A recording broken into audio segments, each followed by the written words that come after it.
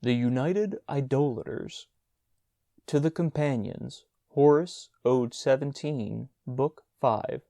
How comes it that, at eventide, when level beams should show most truth, man failing takes unfailing pride in memories of his frolic youth? Venus and Liber fill their hour, the games engage, the law courts prove, till hardened life breeds love of power, or avarice age's final love. Yet at the end these comfort not, nor any triumph fate decrees, compared with glorious unforgot 10 innocent enormities of frontless days before the beard, when instant on the casual jest the god himself of mirth appeared, and snatched us to his heaving breast. And we, not caring who he was, but certain he would come again, accepted all he brought to pass, as gods accept the lives of men. Then he withdrew from sight and speech, nor left a shrine. How comes it now, while Charon's keel grates on the beach, he calls so clear, rememberest thou? The United Idolaters. His name was Brownwell, and his reign was brief.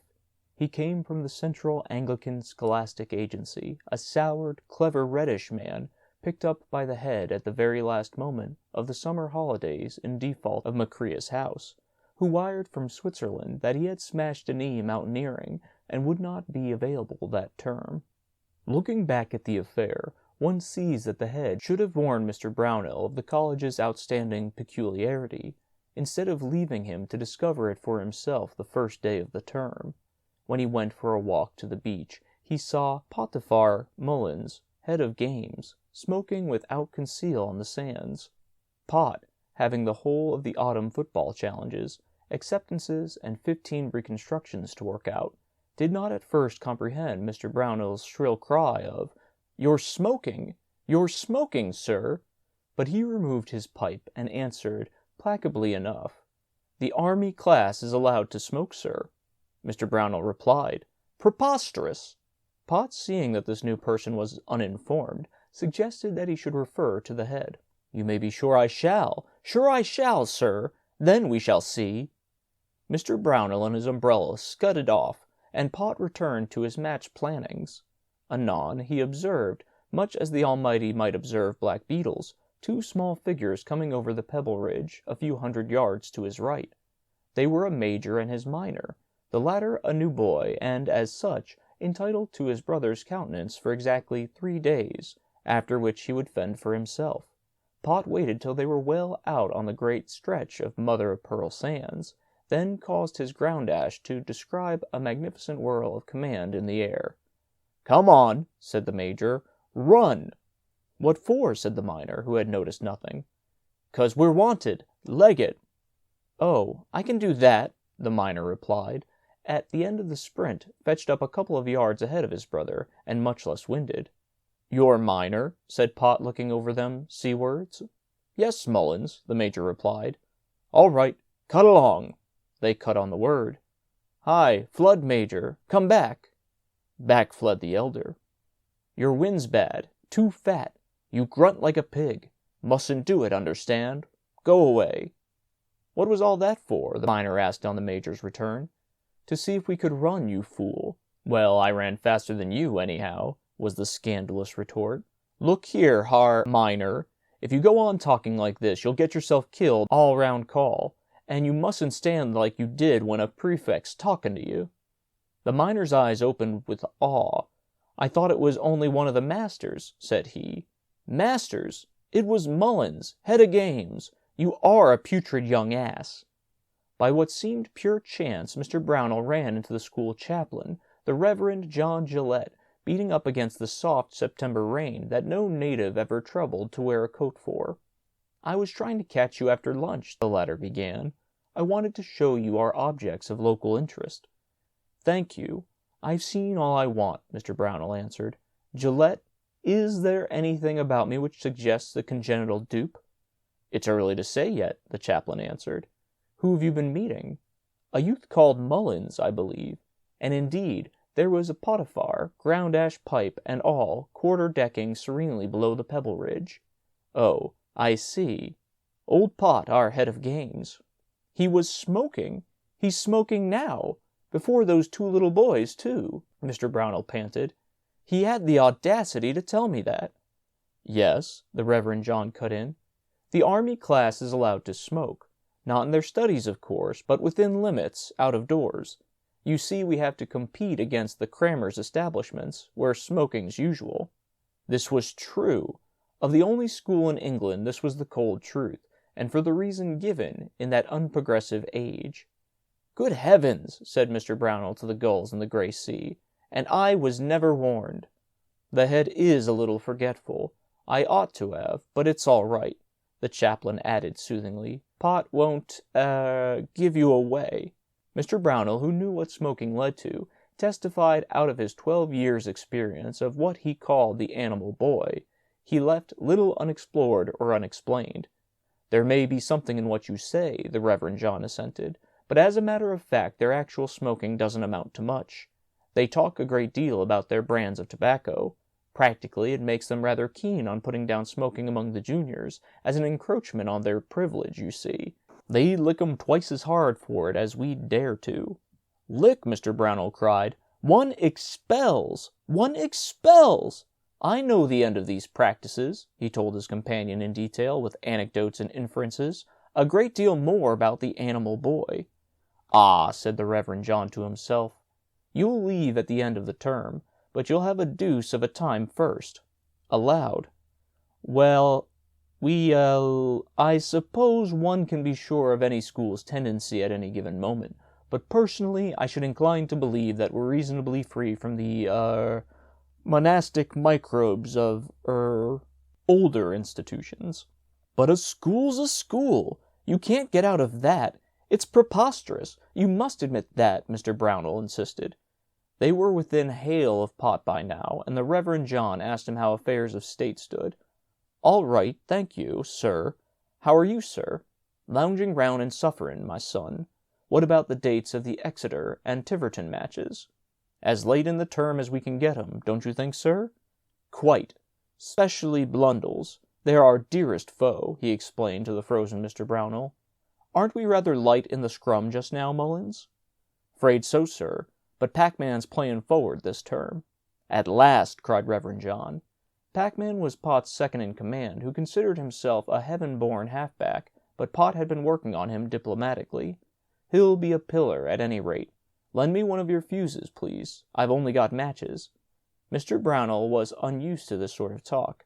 A bad beginning to a bad business, he muttered as they returned to college. Pot finished out his meditations, from time to time rubbing up the gloss on his new 7 and 6-penny silver-mounted, rather hot Mayall-wood pipe, with its very thin crust in the bowl. As the studies brought back brackets and pictures for their walls, so did they bring odds and ends of speech, theater, opera, and music-hall gags from the great holiday world, some of which stuck for a term, and others were discarded. Number 5 was unpacking, when Dick 4, King's House, of the red nose and dramatic instincts, who with Pussy and Tertius inhabited the study below, loafed up and asked them how their symptoms seemed to sequestrate. They said nothing at the time, for they knew Dick had a giddy uncle who took him to the pavilion and the Cree, and all would be explained later. But before they met again, Beetle came across 2 fags at war in a box-room, one of whom cried to the other, "Turn me loose, or I'll knock the natal stuffing out of you." Beetle demanded why he, being offal, presumed to use this strange speech. The fag said it came out of a new book about rabbits and foxes and turtles and niggers, which was in his locker. Uncle Remus was a popular holiday gift book in Shotover's year. When Cedewayo lived in the Melbury Road, Arabi Pasha in Egypt, and Spoforth on the Oval. Beetle had it out and read for some time, standing by the window, ere he carried it off to number 5, and began at once to give a wonderful story of a tar baby. Stocky tore it from him because he sputtered incoherently, McTurk, for the same cause, wrenching it from Stocky. There was no prep that night. The book was amazing, and full of quotations that one could hurl like javelins. When they came down to prayer, Stocky, to show he was abreast of the latest movement, pounded on the door of Dick 4's study, shouting a couplet that pleased him. Tee Tungalee, I eat 'em up pea, I eat 'em up pea. Upon which Dick 4, hornpiping and squinting, and not at all unlike a bullfrog, came out and answered from the bottom of his belly, whence he could produce incredible noises. "Ingle jo jang, my joy, my joy, Ingle jo jang, my joy, I'm right at home, my joy, my joy." The chants seemed to answer the ends of their being created for the moment. They all sang them the whole way up the corridor, and, after prayers, bore the burdens dispersedly to their several dormitories, where they found many who knew the book of the words, but who, boy-like, had waited for a lead ere giving tongue. In a short time the college was as severely infected with Uncle Remus as it had been with Pinafore and Patience. King realized it specifically because he was running Macrea's house in addition to his own, and, Dick Force said, he was telling his new charges what he thought of his esteemed colleague's method of house control. The Reverend John was talking to the head in the latter's study, perhaps a fortnight later. "If you'd only wired me," he said, "I could have dug up something that might have tided us over. This man's dangerous." "Mea culpa," the head replied. "I had so much on hand. Our governing council alone. But what do we make of him? Trust youth. We call him Mr. Mr. Brownell? Just Mr. It took us 3 days to plumb his soul. And he doesn't approve of our institutions. You say he is on the track, eh? He suspects the worst?" The school chaplain nodded. "Well, I should say that was the one tendency we had not developed. Setting aside we haven't even a curtain in a dormitory, let alone a lock to any form-room door. There has to be tradition in these things. So I believe, so indeed one knows, and 'tisn't as if I ever preached on personal purity either." The head laughed. "No, or you joined Brownell at term end. By the way, what's this new line of patristic discourse you're giving us in church? I found myself listening to some of it last Sunday." "Oh, my early Christianity sermons. I bought a dozen ready-made in town just before I came down. Someone who knows his Gibbon must have done 'em. Are they good?" The Reverend John, who was no hand at written work, beamed self-approvingly. There was a knock, and Pot entered. The weather had defeated him at last. All footer grounds, he reported, were unplayable and must be rested. His idea to keep things going was big and little side paper chases thrice a week. For the juniors, a shortish course on the burros, which he intended to oversee personally the first few times, while Pac-Man lunged big side across the inland and upland plows for proper sweats. There was some question of bounds that he asked authority to vary, and would the head please say which afternoons would interfere least with the Army class, extra tuition. As to bounds, the head left those, as usual, entirely to Pot. The Reverend John volunteered to shift one of his extra 2 classes from 4 to 5 p.m. till after prayers, 9 to 10. The whole question was settled in 5 minutes. "We hate paper chases, don't we, Pot?" the headmaster asked as the head of games rose. "Yes, sir, but it keeps 'em in training. Good night, sir." "To go back," drawled the head when the door was well shut. "No, I do not think so. Yes, he'll leave at the end of the term. Aha, how does it go? Don't spute with the squint owl. Damn the shovel in the fire. Have you come across the extraordinary book, by the way?" "Oh, yes, we've got it badly, too. It has some sort of elemental appeal, I suppose." Here Mr. King came in with a neat little scheme for the reorganization of certain details in Macrea's house, where he had detected reprehensible laxities. The head sighed. The Reverend John only heard the beginnings of it. Then he slid out softly. He remembered he had not written to Macrea for quite a long time. The first big side paper chase in Blinding Wet was as vile as even the groaning and bemired beetle had prophesied. But Dick Four had managed to run his own line when it skirted Bideford, and turned up at the lavatories half an hour late, cherishing a movable tumor beneath his sweater. "Ingle jo jang," he chanted, and slipped out a warm but coy land tortoise. "My sacred hat!" cried Stalky. "Brer Terrapin, where ye catch ye? Where ye make ye do avec?" This was Stalky's notion of how they talked in Uncle Remus, but he spake no other tongue for weeks. "I don't know yet, but I had to get 'em. Man with a barrow full of 'em in Bridge Street. Gave me a choice for a bob. Leave him alone, you owl. He won't swim where you've been washing your filthy self. I'm right at home, my joy, my joy." Dick's nose shone like Bardolph's as he bubbled in the bath. Just before tea time he, Pussy, and Tertius broke in upon number 5, processionally singing, "Ingle-jo-jang, my joy, Ingle-jo-jang, my joy. I'm right at home, my joy, Ingle-jo-jang, my joy." Brer Terrapin painted or sable King's house colors, swung by a neatly contrived belly band from the end of a broken jumping pole. They thought rather well of taking him in to tea. They called at one or two studies on the way and were warmly welcomed, but when they reached the still-shut doors of the dining hall, Richards, ex-petty officer R.N., was always unpunctual, but they needn't have called him Stinking Jim. The whole school shouted approval. After the meal, Brer Terrapin was borne the round of the form rooms from number 1 to number 12 in an unbroken roar of homage.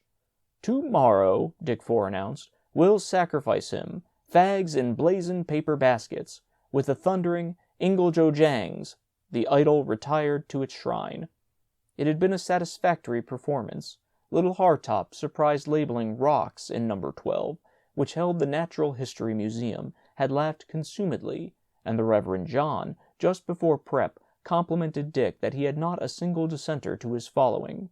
In this respect, the affair was an advance on Byzantium and Alexandria, which, of course, were torn by rival sects led by militant bishops or zealous heathen. Vede, Beetle, Hypatia, and, if Dick ever listened, instead of privily swatting up his Euclid in church, the Reverend John's own sermons. Mr. King, who had heard the noise but who had not appeared, made no comment till dinner, when he told the common room ceiling that he entertained the lowest opinion of Uncle Remus's buffoonery, but opined that it might interest certain types of intellect. Little Hardtop, school librarian, who had, by special request, laid an extra copy of the book, differed acridly. He had, he said, heard or overheard every salient line of Uncle Remus quoted, appositely, too, by boys whom he would not have credited with intellectual interests. Mr. King repeated that he was wearied by the senselessness and childish repetitions of immature minds. He recalled the patience epidemic. Mr. Prout did not care for Uncle Remus. The dialect put him off, but he thought the houses were getting a bit out of hand. There was nothing one could lay hold of course, as yet. Mr. Brownell interjected darkly, but this larking about in form rooms, he added, had potentialities which, if he knew anything of the animal boy, would develop or had developed. "I shouldn't wonder," said the Reverend John. "This is the first time, to my knowledge, that Stocky has ever played second fiddle to anyone. Brer Terrapin was entirely Dick Four's notion. By the way, he was painted your house colors, King." "Was he?" said King artlessly. "I have always held that our Dixon Quartus had the rudiments of imagination. We will look into it.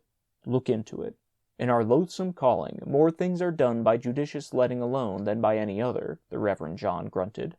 "I can't subscribe to that," said Mr. Prout. "You haven't a house." And for once Mr. King packed Prout.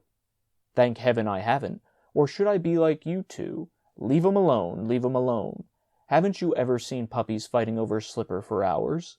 "Yes, but Gillette admits that Dixon Quartus was the only begetter of this manifestation. I wasn't aware that the, testation had been tricked out in my colors," said King. And at that very hour, number 5 study, prep, thrown in the winds, were toiling inspiredly at a tar baby made up of Beetle's sweater and half a dozen lavatory towels, a condemned cretin, curtain, and ditto baize tablecloth for natal stuffin', an ancient but airtight punt-about ball for the head, and all 3 play-box ropes for bindings, and most of Richard's weekly blacking allowed for Prout's house boots to give tone to the whole. "Gummy," said Beetle, when their curtain pole had been taken down and tar baby hitched to the end of it by a loop in its voluptuous back. "It looks pretty average and decent, somehow." "You can use it this way, too," Turkey demonstrated, handling the curtain pole like a flail. "Now shove it in the fireplace and dry and we'll wash up." But, said Stocky, fascinated by the unspeakable front and behind of the black and bulging horror, "how come he lookee so hellish?" "Dead easy. If you do anything with your whole heart," Ruskin says, "you always pull off something damn fine. Brer Terrapin's only a natural animal, but tar baby's art," McTurk explained. "I see. If you're anxious for to shine in the high aesthetic line, well, tar baby's the filthiest thing I've ever seen in my life," Stocky concluded. "King'll be rabid." The United Idolaters set forth, side by side, at 5 o'clock next afternoon. Brer Terrapin wide awake and swimming hard into nothing, Tarbaby lurching from side to side with a lascivious abandon that made Foxy, the school sergeant, taking defaulter's drill into the corridor, squawk like an outraged hen, and when they ceremoniously saluted each other like aristocratic heads on revolutionary pikes, it beat the previous day's performance out of sight and mind. The very fags offered up till the bottoms of the paper baskets carried away, and heave-offerings before them fell over each other for the honor, and house by house, when the news spread, dropped its doings and followed the mysteries, not without song. Some say it was a fag of Prouts who appealed for rescue from Brer Terrapin to Tarbaby. Others, that the introits to the respective creeds, Ingle Jang, Ti Tungalee, carried in themselves the seeds of dissent. At any rate, the cleavage developed as swiftly as in a new religion, and by tea-time, when they were fairly hoarse, the rolling world was rent to the death between Ingalls versus Tungles, and Brer Terrapin had swept out No. 11 form-room to the war cry, "Here I come a-bulgin' and a-billin'." Prep stopped further developments, but they agreed that, as a recreation for wet autumn evenings, the jape was unequaled, and called for its repetition on Saturday. It was a brilliant evening, too. Both sides went into prayers practically redressing themselves. There was a smell of singed fag down the lines, and a watery eye or so, but nothing to which the most fastidious could have objected. The Reverend John hinted something about roof-lifting noises. No, Padre, Shahib. We were only billin' and a-cooin' a bit," Stocky explained. "We haven't really begun. There's going to be a tug-of-war next Saturday with Miss Meadows' bedcord, which in dem days would a hit a mule," the Reverend John quoted.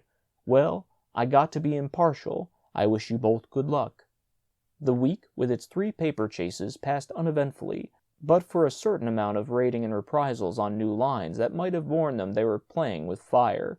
The juniors had learned to use the sacred war chants as signals of distress, oppressed Ingalls squealing for aid against oppressing Tungles, and vice versa, so that one never knew when a peaceful form-room would flare up in song and slaughter. But not a soul dreamed for a moment that Saturday's jape would develop into what it did.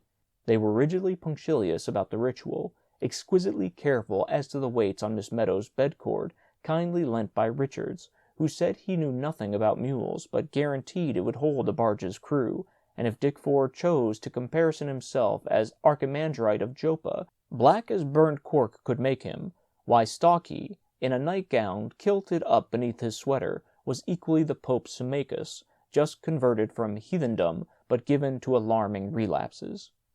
It began after tea, say 6:50 p.m. It got into its stride by 7:30, when Turkey, with pillows bound round the ends of forms, invented the Royal Battering Ram Corps. It grew, and it grew till 8:45, when the prefects, most of whom had fought on one side or the other, thought it time to stop, and went in with ground ashes and the bare hand for 10 minutes. Honors for the action were not awarded by the head till Monday morning, when he dealt out 12 lickings to selected seniors, 8 millies, 1,000, 14 usuals, 500 lines, minor impositions past count, and a stoppage of pocket money on a scale and for a length of time unprecedented in modern history. He said the college was within an ace of being burned to the ground when the gas jet in No. 11 form-room, where they tried to burn the Tarbaby, fallen for the moment into the hands of the enemy, was wrenched off, and the lit gas spouted all over the ceiling till someone plugged the pipe with dormitory soap. He said nothing save his consideration for their future careers kept him from expelling the wanton ruffians who had noosed all the decks in No. 12 and swept them up in one crackling mound, barring a couple that had pitch-poled through the window.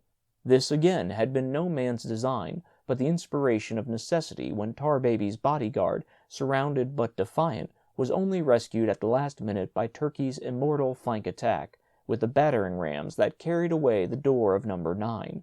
He said that the same remarks applied to the fireplace and the mantelpiece in No. 7, which everybody had seen fall out of the wall of their own motion after Brer Terrapin had hitched Miss Meadows' bedcord to the bars of the grate. He said much more, too, but as King pointed out in common room that evening, his cannings were inept. He had not confiscated the idols, and above all, he had not castigated, as King would have castigated, the disgusting childishness of all concerned.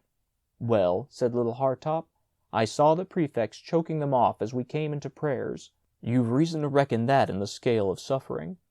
And more than half the damage was done under your banner, King, the Reverend John added. That doesn't affect my judgment, though. As a matter of fact, I believe Brer Terrapin triumphed over Tarbaby all along the line. Didn't he, Prout? It didn't seem to me a fitting time to ask. The Tarbabies were handicapped, of course, by not being able to, tackle a live animal. I confess, Mr. Brownell volunteered. It was the stupendous perversity of certain aspects of the orgy which impressed me. And yet, what can one How do you mean? King demanded. Dixon Quartus may be eccentric, but... I was alluding to the vile and calculated indecency of that black doll. Mr. Brownell had passed Tarbaby going down to battle, all round and ripe, before Turkey had begun to use it as Bishop Odo's holy water sprinkler. It is possible you didn't. I never noticed anything, said Prout. If there had been, I should have been the first. Here little Hardtop sniggered, which did not cool the air. Peradventure, King began with due intake of the breath, peradventure even I might have taken cognizance of the matter both for my own house's sake and for my colleagues'. No, folly I concede, utter childness and complete absence of discipline in all quarters, as the natural corollary to dabbling in so-called transatlantic humor, I frankly admit. But that there was anything esoterically obscene in the outbreak I absolutely deny. They've been fighting for weeks over those things, said Mr. Prout. Silly, of course, but I don't see how it can be dangerous. Quite true. Any housemaster of experience knows that, Brownell. The Reverend John put it reprovingly. Given a normal basis of tradition and conduct, certainly, Mr. Brownell answered. But with such amazing traditions as exist here, no man with any experience of the animal boy can draw your deceptive inferences. That's all I mean. Once again, and not for the first time, but with greater heat, he testified what smoking led to, what indeed he was morally certain existed in full blast under their noses. Gloves were off in 3 minutes. Pessimists, no more than poets, love each other, and even when they work together it is one thing to pessimize congenially with an ancient and tried associate who is also a butt, and another to be pessimized over by an inexperienced junior, even though the latter's college career may have included more exhibitions, nay, even pot-huntings, than one's own.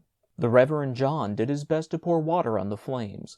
Little Hardtop, perceiving that it was pure oil, threw in canfuls of his own from the wings. In the end, words passed which would have made the common room uninhabitable for the future, but that Macria had written. The Reverend John had seen the letter, saying that his knee was fairly reknit, and he was prepared to take on again at half-term. This happened to be the only date since the creation beyond which Mr. Brownell's self-respect would not permit him to stay 1 hour. It solved the situation, amid puffings and blowings and bitter epigrams, and a most distinguished stateliness of bearing all round till Mr. Brownell's departure. "My dear fellow," said the Reverend John to Macria, on the first night of the latter's return, "I do hope there is nothing in my letters to you. You asked me to keep you posted. That gave you any idea King wasn't doing his best with your house according to his lights." "Not in the least," said Macria. "I've the greatest respect for King, but after all, one's house is one's house. One can't stand it being tinkered with by well-meaning outsiders." To Mr. Brownell, on Bideford Station platform, the Reverend John's last words were, "Well, well, you mustn't judge us too harshly. I dare say there's a great deal in what you say. Oh yes, King's conduct was inexcusable, absolutely inexcusable. About the smoking, lamentable, but we must all bow down, more or less, in the house of Rimmon. We have to compete with the Kramer's shops." To the head, in the silence of his study next day, "He didn't seem to me the kind of animal who'd keep to advantage in our atmosphere. Luckily, he lost his temper. King and he are own brothers, and he couldn't withdraw his resignation. Excellent. After all, it's only a few pounds to make up. I'll slip it in under our recent, barrack damages. And what do we think of it all, Gillette?" "We do not think at all, any of us," said the Reverend John. "Youth is its own prophylactic, thank heaven." And the head, not usually devout, echoed, "Thank heaven." "It was worth it," Dick Fore pronounced on review of the profit and loss account with number 5 in his study. "Heap plenty bong asses," Stalky assented. "But why didn't King rar up and cuss Tarbaby?" Beetle asked. "You perfect fat-ended fool," Stalky began. "Keep your hair on. We all know the Idolaters wasn't our Uncle Stocky's idea. But why didn't King? Because Dick took care to paint Brer Terrapin King's house colors. You can always consolate King by soothing his putrid esprit de maison. Ain't that true, Dick?" Dick Four, with a smile of modest worth unmasked, said it was so. "And now," Turkey yawned, "King and Macrea'll jaw for the rest of the term how he ran his house when Macrea was trying to marry fat widows in Switzerland. Mountaineerin'. Bet Macrea never went near a mountain. One good job, though. I go back to Macrea for maths. He does know something," said Stocky. "Why? Didn't Mister know anything?" Beetle asked. "'Bout much as you," was Stocky's reply. "I don't go about pretendin' to. What was he like?" "Mister? Oh, rather like King. King and water. Only water was not precisely the fluid that Stocky thought fit to mention.